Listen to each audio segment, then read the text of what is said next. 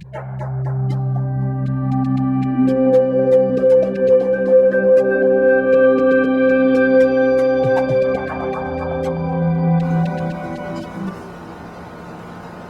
Lord be with you. A reading from the Holy Gospel according to Matthew. Jesus said to the 12, "Do not think that I have come to bring peace upon the earth. I have come to bring not peace, but the sword. For I have come to set man against his father, a daughter against her mother, and a daughter-in-law against her mother-in-law, and one's enemies will be those of his household.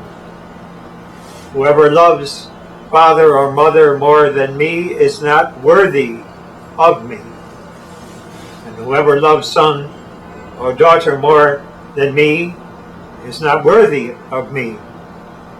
And whoever does not take up his cross and follow after me is not worthy of me. Whoever finds his life will lose it, and whoever loses his life for my sake will find it.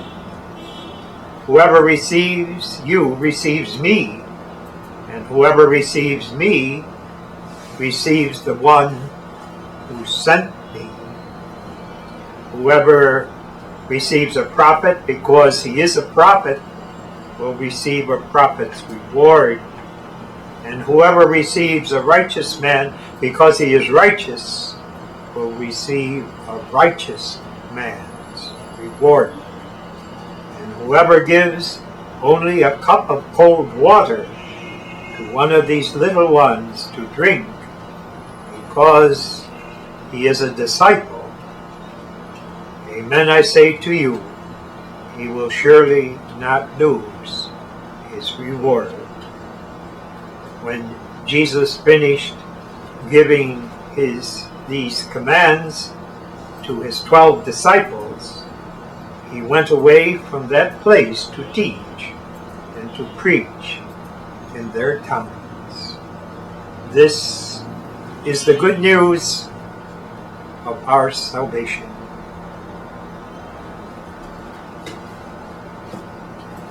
In today's gospel, we have a challenge to go deep into our consciousness, into our own minds and awareness, to find out what role does Jesus play in our lives.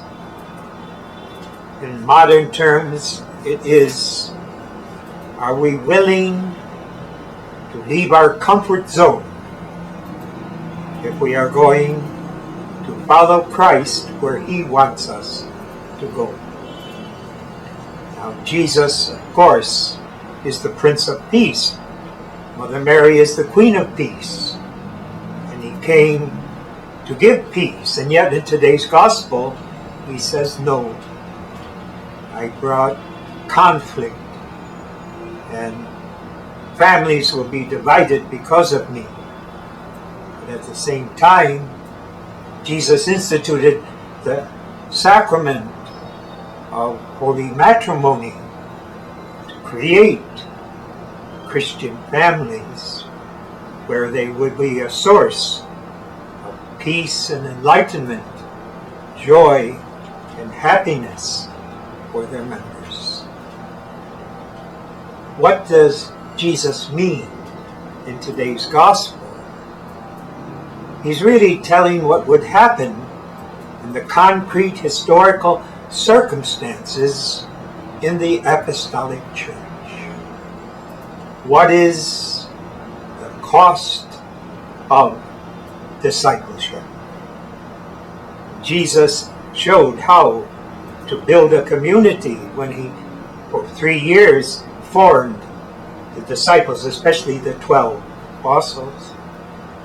And in our own day, we realize more and more the intimacy and the joy and happiness that his life and life Mother Mary. And while Joseph was alive, the Holy Family's life was like. They loved one another. They dedicated themselves to one another. They didn't say, "What about me?" They said, "What about you?"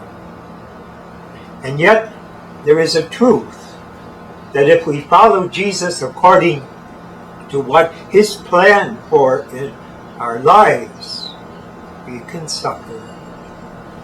The Acts of the Apostles tells us that in the Mother Church in Jerusalem, St. Stephen was stoned to death by the Jewish Pharisees and scribes who did not accept Jesus on his terms.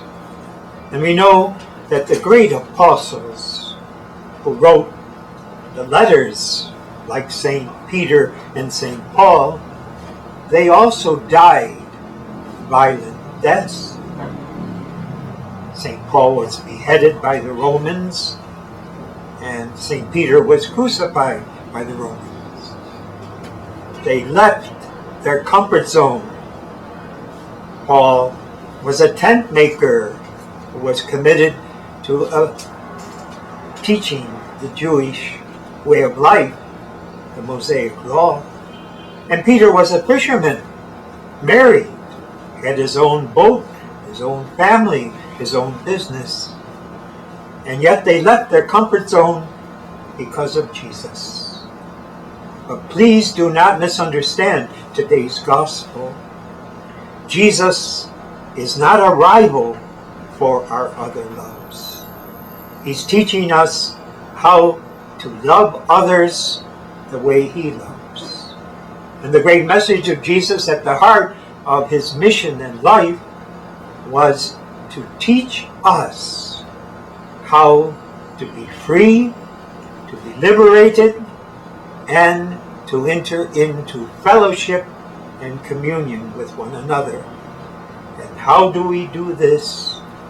Jesus told us we have to love our enemies, do good to those who persecute us. Don't victimize anyone. Give your life for the good of others. This is what Jesus did. This is what Mother Mary did.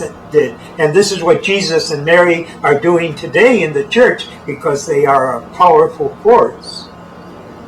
Jesus is the loving Son, only begotten Son of the Father. And he is telling us we must love those whom he loves in the way he loves them. So he wants us to build community, to build an international society where there will be justice, respect, love, and communion. To build families and communities and cities and nations where his principles are lived.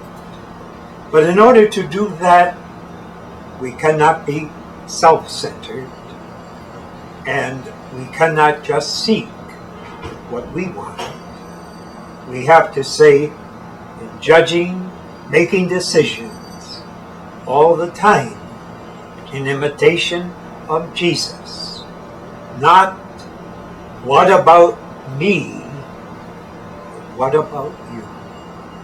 This is what allowed Jesus to give his life in the service of others and to die on the cross. And because of that, he rose from the dead and is present in our world to teach us how to be free, how to be reconciled, and how to have true peace and joy through loving forgiveness.